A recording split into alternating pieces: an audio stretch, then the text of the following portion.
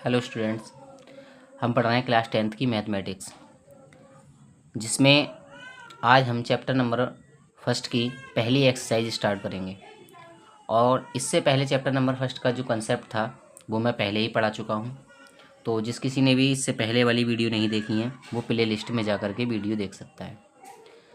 तो इस एक्सरसाइज का पहला क्वेश्चन क्या कहता है कि निम्नलिखित संख्याओं को अभाज्य गुणनखंडों के गुणनफल के रूप में लिखिए। यानी इसके अंदर हमारे लिए जो भी क्वेश्चंस दिए गए हैं उसके हमें गुणनखंड करने हैं और उन गुणनखंडों को हमें गुणनफल के रूप में लिखना है। तो पहला इसका क्वेश्चन है 140। 140 के हमारे लिए फैक्टर करने हैं और उन्हें गुणा के रूप में लिखना है। तो 140 के हम फैक्टर क्या कर सकते हैं, 140 को हम लिख सकते हैं 2 गुणा में 70, क्योंकि 2 और 70 की मल्टीप्लाई जो होती है वह 140 होती है। और उसके बाद 2 के लिए हमने ऐसे ही लिखा और 70 जो थे 70 को हमने 2 बार फिर तोड़ लिया, 2 गुणा में 35, क्योंकि 35 दूनी 70 हो जाएगा। इस वजह से हमने 70 के लिए 2 गुणा 35 लिख लिया। अब यहाँ पर ये वाले 2 हमने ऐसे ही लिखा, ये 2 भी हमने ऐसे ही नोट कर लिए।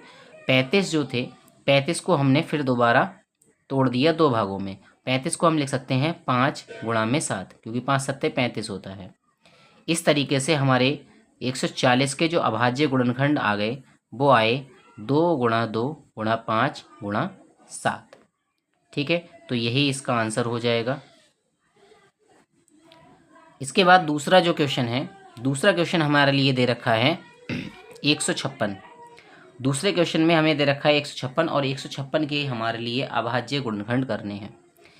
तो हम इसे सॉल्व करते हैं। 156 जो हमें दे रखा है, 156 को हम लिख सकते हैं 2 गुणा में 78, क्योंकि हम क्या काम करते हैं, सबसे पहले हम 156 जो कि एक सम संख्या है तो हम 2 से इसे डिवाइड कर सकते हैं। तो यहाँ हो जाएगा 2 सत्ते 14, यहाँ से 1 बचेगा, 6 नोट करेंगे तो हो जाएगा 16 और 2 अट्ठे हो जाएगा 16। तो हमारे पास जो नंबर बना उसके लिए हमने लिख लिया, 156 के लिए हमने लिख लिया 2 गुणा 78। तो 2 गुणा 78 लिख लिया हमने। अब 2 के लिए हमने ऐसे ही यहाँ पर एज इट इज नोट कर लिया। उसके बाद जो 78 थे 78 को फिर से हमने 2 से डिवाइड किया और 2 से डिवाइड करने के बाद हम इसे लिख सकते हैं 2 गुणा में 39। 39 दूनी 78 होता है। इसके बाद हमने अब ये दोनों तो हमारे पास प्राइम नंबर प्राप्त हो गए। तो उसके बाद हमने क्या काम करेंगे, जो 39 है 39 के लिए हम 2 भागों में फिर से तोड़ लेंगे, क्योंकि 39 क्या है, एक भाज्य संख्या है तो इसे हम भाजित कर सकते हैं। तो हम इसे 3 से विभाजित करते हैं तो हम इसे लिख सकते हैं 3 गुणा में 13, 13 तियाँ 39 होता है इस वजह से। तो अब हम प्राप्त कर चुके हैं यहाँ पर 156 के अभाज्य गुणनखंड, और ये 156 के अभाज्य गुणनखंड आ गए जिन्हें हमने गुणा के रूप में प्राप्त कर लिया है। 2 गुणा 2 गुणा 3 गुणा 13। इस तरीके से 156 के अभाज्य गुणनखंड ये प्राप्त हो गए। इसके बाद इस पहले क्वेश्चन में हमारे लिए तीसरा क्वेश्चन दे रखा है 3825। 3825 और इसके हमें करने हैं फैक्टर। 3825 के फैक्टर करते हैं तो सबसे पहले हम ये चेक करते हैं ये संख्या कितने से डिवाइड हो पाएगी। तो हम इन्हें जोड़ते हैं, 3 और 8 11, 11 और 2 13, 13 और 5 18। इसका मतलब इस संख्या को हम 3 से डिवाइड कर सकते हैं। चूँकि यह है एक विषम संख्या है इस वजह से 2 से डिवाइड नहीं कर सकते, लेकिन हम इसे 3 से डिवाइड कर सकते हैं।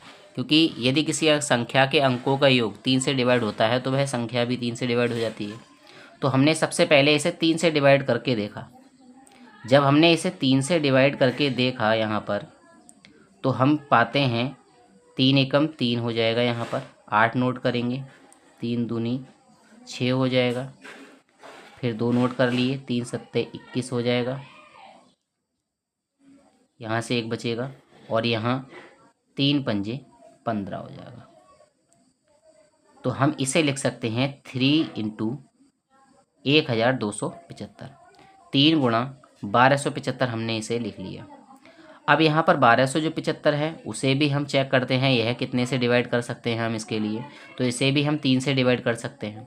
तो हमने इसके लिए लिख लिया 3 गुणा 425। 3 गुणा 425 इसके लिए हम लिख लेते हैं। तो हमने इसे लिख लिया 3 गुणा 425। अब यहाँ पर हमने 3 को एज इट इज़ नोट कर लिया है। 425 को हम पुनः फिर तोड़ सकते हैं, दो संख्याओं में हम पुनः तोड़ सकते हैं। इसे हमने 5 से डिवाइड किया, 5 तो 5 अट्ठे 40 हो जाएगा, यहाँ से बचेंगे 2 और 5 पंजे 25, तो यहाँ आ जाएगा 85 85। अब 85 को हम पुनः फिर तोड़ सकते हैं, तो हमने 3 को ऐसे ही लिखा, 3 को फिर एक दोबारा से ऐसे ही लिख लिया, 5 को लिख लिया। अब 85 को हम लिख सकते हैं 5 गुणा में 17, क्योंकि 17 पंजे होता है 85। तो इस प्रकार से हमारे लिए 3825 के जो अभाज्य गुणनखंड प्राप्त हुए वो हैं 3 गुणा 3 गुणा 5 गुणा 5 गुणा 17। अब इनमें से कोई संख्या ऐसी नहीं है जो कि भाज्य हो। तो इस प्रकार से जो पहला क्वेश्चन था उसमें 3 क्वेश्चन दिए गए थे, जिसको हम इस प्रकार से करेंगे। इसके बाद चौथा क्वेश्चन जो दिया गया है, हम चौथा क्वेश्चन करेंगे इसमें। इस क्वेश्चन का चौथा जो क्वेश्चन है वह है 5005। 5005 के लिए हमारे लिए अभाज्य गुणनखंडों के रूप में व्यक्त करना है। तो 5005 को हम लिख सकते हैं 5 गुणा में 1001, क्योंकि 1001 की मल्टीप्लाई जब हम 5 से करेंगे तो आ जाएगा 5005। अब 1001 जो है वह कितने से डिवाइड होगी, तो हमने इसके लिए 7 से डिवाइड करके देखा। हम इसे 7 से डिवाइड करेंगे तो 7 बन जा 7, यहाँ से बचेगा 3, फिर 0 नोट करेंगे, 7 4 जा हो जाएगा यहाँ पर 28, फिर यहाँ पर 2 बचेगा और 7 3 जा 21। तो इस तरीके से हम 1001 को लिख सकते हैं 7 गुणा में 143। तो हमने इसके लिए लिख लिया 7 गुणा 143। अब यहाँ 5 और 7 दोनों ही प्राइम नंबर हैं। अब हम 143 को हम तोड़ सकते हैं दो संख्याओं में। इसके लिए हमने लिख लिया 11 गुणा में 13। 11 की और 13 की जब मल्टीप्लाई करेंगे तो आ जाएगी 143। तो इस प्रकार से 5005 के जो फैक्टर आए वो आए 5 गुणा में 7 गुणा 11 गुणा 13। ये इसके अभाज्य गुणनखंड प्राप्त हो गए। इसी प्रकार से हम 7429, पाँचवा जो क्वेश्चन है इस क्वेश्चन का वो दे रखा है 7429। अब 7429 को हम सबसे पहले 17 से डिवाइड करते हैं। ये संख्या क्या है, सबसे पहले 17 से ही डिवाइड होगी। इससे पहले जो भी प्राइम नंबर होते हैं उनसे किसी से ये संख्या डिवाइड नहीं हो पाएगी। तो इसके लिए हमने लिखा 17 गुणा में 437। अब 437 है, 17 तो एक प्राइम नंबर है, 437 को हम लिख सकते हैं 29 गुणा में 23, क्योंकि 19 से हम यहाँ पर सबसे पहले डिवाइड करेंगे इसके लिए। तो 19 दूनी हो जाएगा, यहाँ से 38, यहाँ से 5 बचेगा, तो 5 बचेगा। आगे हम जब 7 नोट करेंगे तो हमारे पास हो जाएगा 57, तो 19 3 57 हो जाएगा यहाँ पर।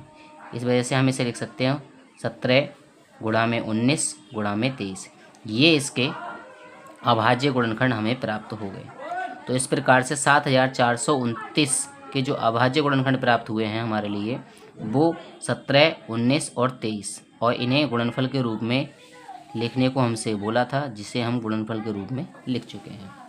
तो इस प्रकार से जो पहला क्वेश्चन था उसके अंदर 5 क्वेश्चन हमारे लिए दिए गए थे, और पाँचों क्वेश्चन को एक ही तरीके से हमें सॉल्व करना है। तो इन 5 क्वेश्चन को आप तैयार कर लीजिए, और यदि किसी को कोई बात समझ में नहीं आई हो तो वो कृपया करके वीडियो को पॉज करके देख सकता है।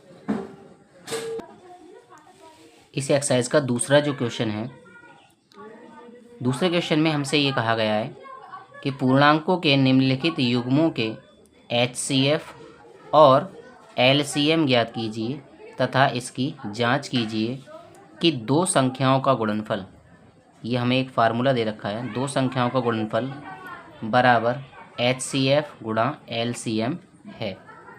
तो हमें इस क्वेश्चन में करना क्या है, हमें सबसे पहले जो भी नंबर्स दिए गए हैं हमें उनका LCM और HCF निकालना है।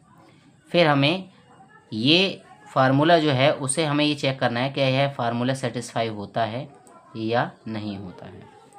तो इस क्वेश्चन में हमें 3 क्वेश्चन दिए गए हैं जिन्हें एक एक करके हम सॉल्व करते हैं। सबसे पहला क्वेश्चन है हमारे पास, पहले क्वेश्चन में हमें संख्याएं दी गई हैं 26 और 91। तो 26 और 91 का हम HCF और LCM निकालते हैं सबसे पहले। तो 26 को हम लिख सकते हैं 2 गुणा में 13। इसी प्रकार से हम 91 को लिख सकते हैं 7 गुणा में 13, क्योंकि 13 सत्ते 91 हो जाएगा यहाँ पर, यहाँ 13 दूनी 26 होगा। अब बात करते हैं हम HCF की। HCF क्या होता है? HCF मैंने बताया था, HCF होता है केवल कॉमन फैक्टर की सबसे छोटी घात। तो कॉमन फैक्टर की सबसे छोटी घात लेते हैं। अब इसमें हम देखते हैं कॉमन फैक्टर कौन सा है। इसके जो फैक्टर आए हैं वो आए हैं 2 गुणा 13, इसके फैक्टर जो आए हैं वो आए हैं 7 गुणा 13। तो इनमें कॉमन फैक्टर कौन सा हुआ? 13। तो इस वजह से इनका HCF जो आया वो आ गया 13। और इसके बाद अब हम निकालते हैं इनका LCM। LCM क्या होता है? LCM में कल मैंने बताया था कि LCM जो होता है वो हर एक फैक्टर की सबसे बड़ी घात, हर एक फैक्टर की सबसे बड़ी घात। तो अब इसमें प्रत्येक फैक्टर है कौन सा? इसमें फैक्टर है 2, 7, 13। अब इनमें सबसे बड़ी घातें लेनी है हमें। तो सबसे बड़ी घात तो यहाँ पर 2 की पावर 1 है, यहाँ 7 की पावर 1 है, 13 की पावर दोनों में ही 1 है। तो सबसे बड़ी पावर मतलब तीनों फैक्टर की सबसे बड़ी पावर 1 है। इस वजह से LCM में 13 गुणा 2 गुणा 7, तो हमने इन फैक्टर्स को ले लिया। अब इसके बाद 13, यहाँ 2 सत्ते 14 हो जाएगा। फिर 13 और 14 की मल्टीप्लाई हम करेंगे तो आ जाएगी 182। 13 चौका 52, हासिल 5, 13 कम 13 और 5 18। तो ये आ गया हमारा LCM। तो इस प्रकार से दोनों नंबर्स के हमने HCF और LCM निकाल लिए। अब हम क्या काम करते हैं? HCF और LCM दोनों की करते हैं मल्टीप्लाई।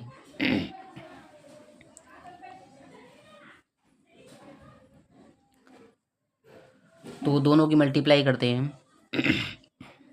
तो यहाँ पर HCF ऑफ यहाँ होगा 26, HCF ऑफ 26, 91 गुणा LCM ऑफ 26, 91। अब यहाँ पर क्या है, इन दोनों की हम कर लेते हैं मल्टीप्लाई, क्योंकि जो HCF निकाला है, जो LCM निकाला, दोनों की मल्टीप्लाई करते हैं हम। तो HCF आया है 13 और LCM आया है 182। इन दोनों की मल्टीप्लाई करते हैं। 13 दूनी 26, हासिल 2, 13 अट्ठे 104, 104 और 2 106, हासिल 10, 13 कम 13 और 10 23। तो इसकी मल्टीप्लाई आ गई 2366। अब हम क्या काम करते हैं? जो संख्याएं हमें दे रखी हैं 26 और 91, तो 26 और 91 के हम क्या काम करते हैं? 26 और 91 के दोनों की गुणा करते हैं। दोनों संख्याओं का गुणनफल, जो संख्याएं हमें दी गई हैं उन दोनों संख्याओं की गुणा करते हैं। तो 26 गुणा 91, 26 की गुणा जब हम 91 से करते हैं तो वो भी 2366 ही आएगी। किस प्रकार से? जैसे हम यहाँ पर कर सकते हैं 91 और यहाँ पर 26। तो 6 एकम 6, 6 निम 54, यहाँ पर 2 एकम 2 और 2 निम 18। तो यहाँ 6, 4 और 2 6, 8 5 13 के 3, हासिल 1 और 1 2। तो ये 2366 आ जाती है। इस प्रकार से हमने देखा कि HCF और LCM की जो मल्टीप्लाई है वो भी 2366 आई, दोनों संख्याओं का गुणनफल भी 2366 आया, मतलब दोनों ही बराबर हैं। इस प्रकार से ये बात सिद्ध हो जाती है कि दो संख्याओं का गुणनफल जो होता है वह HCF गुणा LCM के इक्वल होता है, और हमें इस क्वेश्चन में यही प्रूफ करना था। तो इस प्रकार से ये पहला क्वेश्चन आपका कंप्लीट हो जाता है। इसके बाद हम चलते हैं दूसरे क्वेश्चन की ओर। इसी क्वेश्चन का जो दूसरा क्वेश्चन है वो हमें दिया गया है। इसका दूसरा क्वेश्चन हमें दिया गया है 510 और 92। तो जैसे हमने पहला क्वेश्चन सॉल्व किया वैसे ही दूसरा क्वेश्चन करना है। तो 510 को हम लिख सकते हैं 2 गुणा 255। अब 255 को हमने फिर तोड़ लिया दो संख्याओं में, तो 2 गुणा 3 गुणा 85। अब 85 जो आया, 85 को हमने फिर तोड़ लिए 5 गुणा 17 में। तो इस प्रकार से इसके जो 510 है इसके फैक्टर आ गए 2 गुणा 3 गुणा 5 गुणा 17। अब हमारे पास जो दूसरी संख्या है वह है 92। 92 को हम लिख सकते हैं 2 गुणा 46, 46 दूनी 92 हो जाएगा यहाँ पर। उसके बाद 46 जो आया उसके लिए हम लिख सकते हैं 2 गुणा 23, क्योंकि 23 दूनी 96 होता है, 46। अब हम क्या काम करते हैं, यहाँ पर हमने देखा कि 2 की पावर 2 आया, क्योंकि 2 को 2 बार हमने लिखा है, इसलिए हम इसे लिख सकते हैं 2 गुणा 2 है, इसे हम लिख सकते हैं 2 की पावर 2, और यहाँ 23 की पावर 1 है। अब बात करते हैं HCF की। फिर वही HCF क्या होता है, केवल कॉमन फैक्टर की सबसे छोटी घातें लेते हैं, कॉमन फैक्टर की सबसे छोटी घात। अब देखो दोनों में इसके जो फैक्टर आए हैं, इसमें और इसमें, दोनों में कॉमन फैक्टर कौन सा है, कॉमन है 2, तो 2 की यहाँ पर पावर है 1 और यहाँ पर है 2, तो कॉमन फैक्टर की केवल जो कॉमन फैक्टर होते हैं उनकी सबसे छोटी घात ली जाती है। अब यहाँ 2 की पावर 2 है, यहाँ 2 की पावर 1 है, तो छोटी कौन सी हुई, 2 की पावर 1।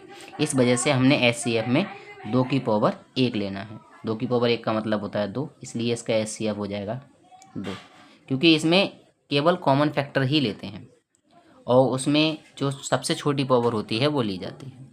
अब बात करते हैं LCM की। LCM क्या होता है, LCM होता है प्रत्येक फैक्टर की सबसे बड़ी घात, प्रत्येक फैक्टर की सबसे बड़ी घात।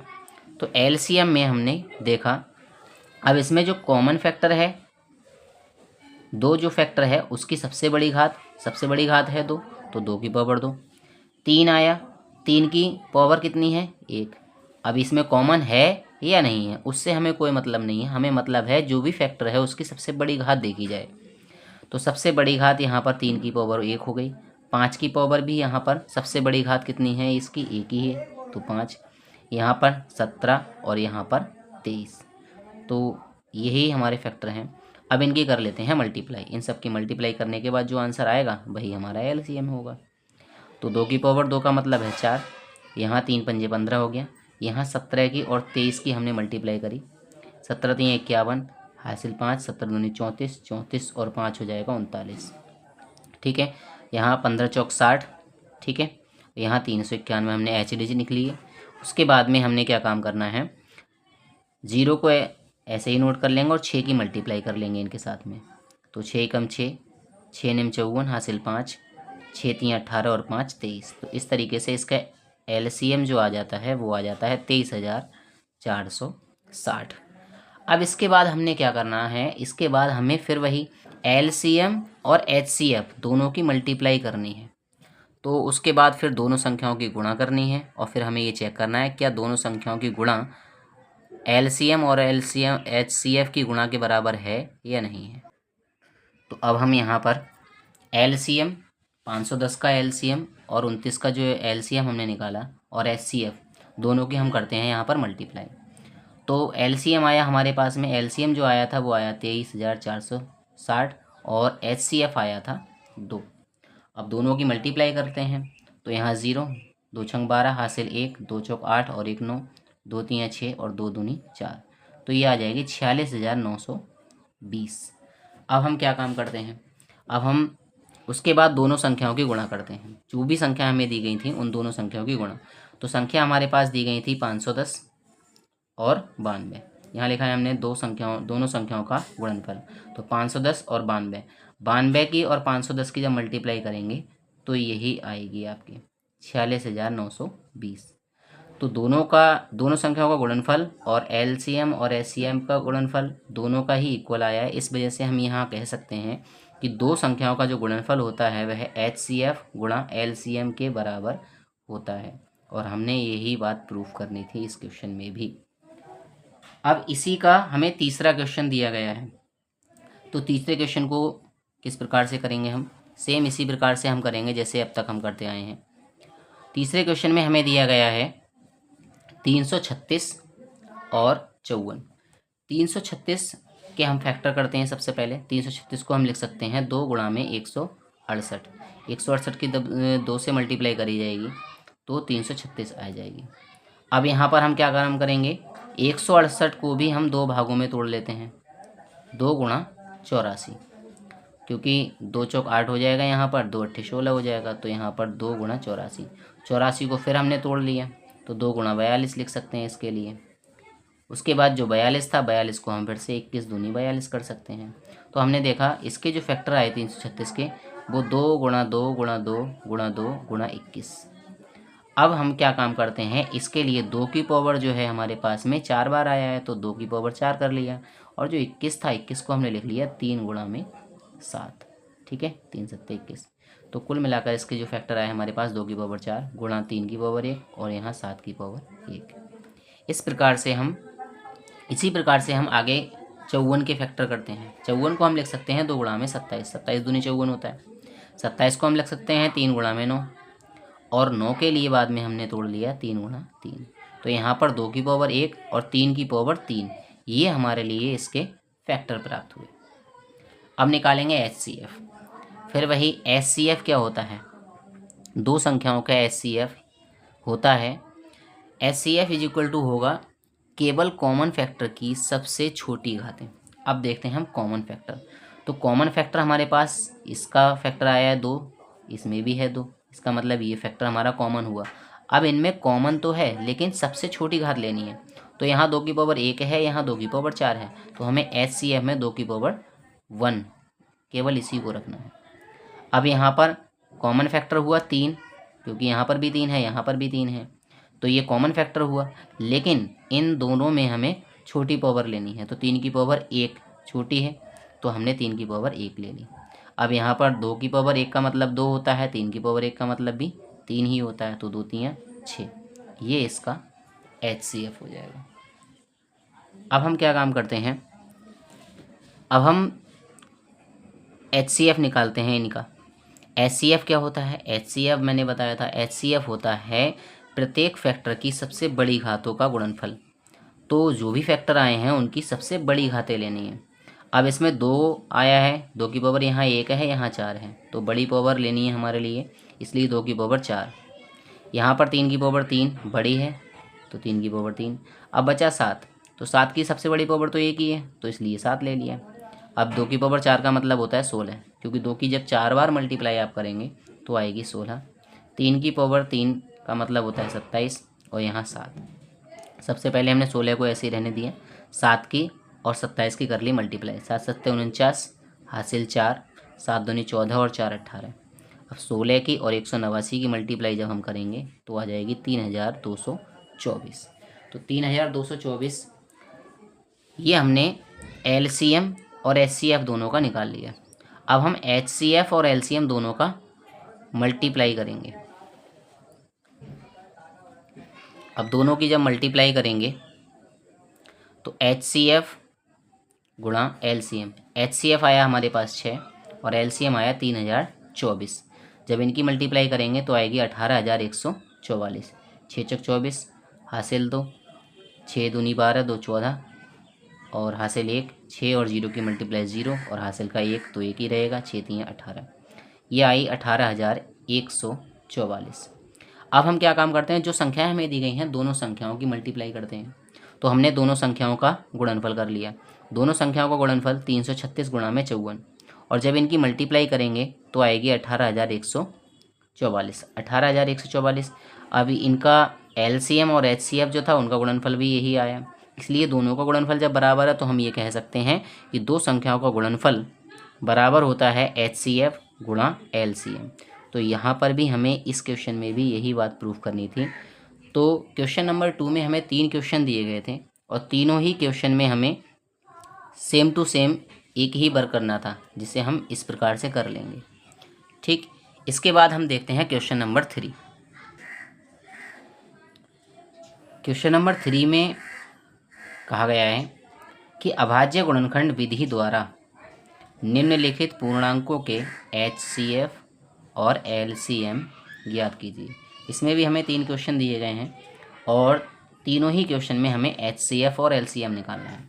तो सबसे पहला क्वेश्चन हमें दिया गया है 12, 15 और 21। 12, 15 और 21 के हमें HCF और LCM निकालना है। तो वही जो अब तक हम करते आए हैं, सबसे पहले हम इनके अभाज्य गुणनखंड करते हैं, उसके बाद हम इनका HCF और LCM निकालेंगे। 12 को हम लिख सकते हैं 2 गुणा 2 गुणा 3, 2 दूनी 4, 4 3 12। तो यहाँ 2 बार आया है, इसलिए हमने 2 की पावर 2 लिख लिया, 3 की पावर यहाँ 1 हो गई। 15 को हम लिख सकते हैं 3 गुणा 5, 3 पंजे 15। यहाँ 21 को हम लिख सकते हैं 3 गुणा 7, 3 7 21 होता है। अब हमें HCF निकालना है।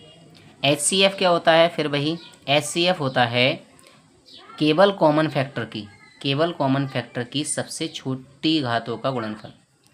तो केवल कॉमन फैक्टर कौन सा हुआ? 3, क्योंकि 3 जो है सभी का फैक्टर है, 12 का भी, 15 का भी और 21 का भी, इसलिए ये हुआ कॉमन। सबसे छोटी पावर तो 1 ही है इसकी, तो 3 की पावर 1, इसलिए इसका HCF हो गया 3। अब यहाँ लेते हैं हम LCM ऑफ 12, 15 और 21। तो हम इसका LCM निकालते हैं। LCM क्या होता है? प्रत्येक गुणनखंड की प्रत्येक जो फैक्टर होता है उसकी सबसे बड़ी पावर। तो इसमें 2 की सबसे बड़ी पावर 2 है, तो यहाँ हमने 2 की पावर 2 लिख लिया। 3 की सबसे बड़ी पावर 1 है, तो 3 लिख लिया। 5 की सबसे बड़ी पावर 1 ही है, तो 5 लिख लिए। यहाँ 7 लिख लिए। अब यहाँ पर 2 की पावर 2 का मतलब होता है 4, यहाँ 3 पंजे 15 मल्टीप्लाई कर ली, यहाँ 7, 15 चौक 60। उसके बाद 7 को हमने ऐसे ही लिख लिया।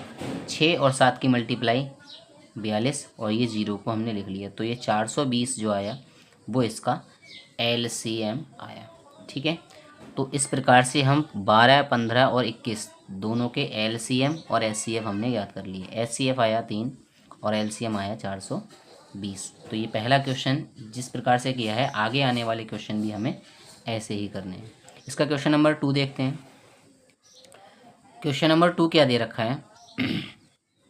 क्वेश्चन नंबर 2 हमें दे रखा है 17, 23 और 29। 17, 23 और 29 हमें तीनों के ही LCM और HCF निकालना है। 17 चूँकि अभाज्य संख्या इसलिए हम 1 गुणा 17 लिख सकते हैं। 23 भी एक प्राइम नंबर है, इसलिए भी हम इसके लिए 1 गुणा 23 ही लिख सकते हैं। 29 को हम 1 गुणा 29 लिख सकते हैं। HCF क्या होता है? केवल कॉमन फैक्टर होता है, तो केवल कॉमन फैक्टर तो इसमें 1 ही है, इस वजह से HCF इसका हो जाएगा 1। LCM लेते हैं हम। LCM क्या होता है? LCM होता है प्रत्येक गुणनखंड की सबसे बड़ी पावर। अब सबसे बड़ी पावर तो सभी में 1 ही है, तो इस वजह से जो कॉमन है उसको लिख लिया हमने, क्योंकि 1 की सबसे बड़ी पावर तो 1 ही है, तो 1 के लिए लिख लिया। इसमें 17 लिख लिए हमने, और 23 और ये 29। अब हम इनकी करते हैं मल्टीप्लाई। तो सबसे पहले हमने क्या काम कर दिए? 1 की और 17 की मल्टीप्लाई 17 हो गई। यहाँ 23 की और 29 की कर लेंगे मल्टीप्लाई। 23 की और 29 की मल्टीप्लाई जब हम करेंगे तो यहाँ पर देखो इस प्रकार से हमने यहाँ पर कर ली मल्टीप्लाई। 9 तियाँ 27 हासिल 2, और 9 दूनी 18 और 2 20, 2 तियाँ 6, 2 दूनी 4, ये 7, ये 6 और ये 6, तो ये आ जाती है 667। अब हमें 17 और 667 की कर लेनी है मल्टीप्लाई। अब जब दोनों की मल्टीप्लाई करेंगे तो आ जाएगी 11,339, और यही क्या है?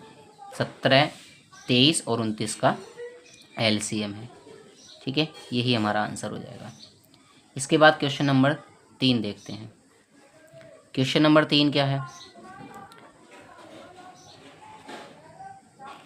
क्वेश्चन नंबर 3 में हमें दे रखा है 8, 9 और 25 तीनों का ही हमारे लिए LCM और HCF निकालना है। तो 8 को हम लिख सकते हैं 2 की पावर 3 गुणा में 1, क्योंकि 2 की पावर 3 2 का क्यूब होता है ये, इसलिए हमने 8 के लिए लिख लिया 2 का पावर 3 गुणा में 1। गुणा में 1 तो हम इसलिए लिख सकते हैं क्योंकि किसी भी नंबर के साथ में 1 की जब मल्टीप्लाई करी जाती है तो वही नंबर आ जाता है। 9 के लिए हमने लिख लिया 3 का स्क्वायर गुणा में 1। 5 के लिए हमने लिख लिया 1 गुणा 5 का स्क्वायर। 1 हमने इसलिए लिया है ताकि हमें HCF लेने में आसानी हो। अब हम तीनों का ही HCF देखते हैं, क्योंकि HCF होता है केवल कॉमन फैक्टर जो होता है, तो केवल कॉमन फैक्टर तो यहाँ पर 1 ही है। अब 1 है, इस वजह से इनका HCF हो जाएगा 1। LCM क्या होता है? LCM होता है प्रत्येक फैक्टर की सबसे बड़ी घात। तो प्रत्येक फैक्टर, इसका जो फैक्टर आया है 2 आया है, तो 2 की सबसे बड़ी पावर 3 है, तो यहाँ 2 की पावर 3, यहाँ 3 की पावर 2, तो यहाँ 3 की पावर 2 ले ली हमने। इसमें सबसे बड़ी पावर 5 की है, तो 5 की पावर 2 है, तो इस वजह से 5 की पावर हमने 2 ले लिया। अब 2 की पावर 3 की वैल्यू 8 होती है, क्योंकि 2 का क्यूब हो जाएगा 8, 3 का स्क्वायर 9, 5 का स्क्वायर 25, तो यहाँ सबसे पहले हमने 25 की और 8 की मल्टीप्लाई करी, 25 अट्ठे 200, 9 के लिए हमने ऐसे ही रहने दिया। अब यहाँ पर 2 जीरो हमने एज इट इज़ नोट कर लिए, उसके बाद 9 दूनी 18, तो 1800 इसका एलसीएम हो जाएगा इन तीनों नंबर्स का, और यही इसका आंसर है। तो इस प्रकार से क्वेश्चन नंबर 3 में हमें 3 क्वेश्चन दिए गए थे और तीनों में ही हमें एलसीएम और एचसीएफ निकालना था, जो कि हम निकाल चुके हैं। तो आज इस वीडियो में इतना ही करते हैं, और इस एक्सरसाइज के बाकी जो क्वेश्चन बचे हैं उनको हम नेक्स्ट वीडियो में करेंगे, और नेक्स्ट वीडियो में इस एक्सरसाइज को हम कंप्लीट कर लेंगे। अगर वीडियो पसंद आई हो तो लाइक और चैनल को सब्सक्राइब करें। Thank you.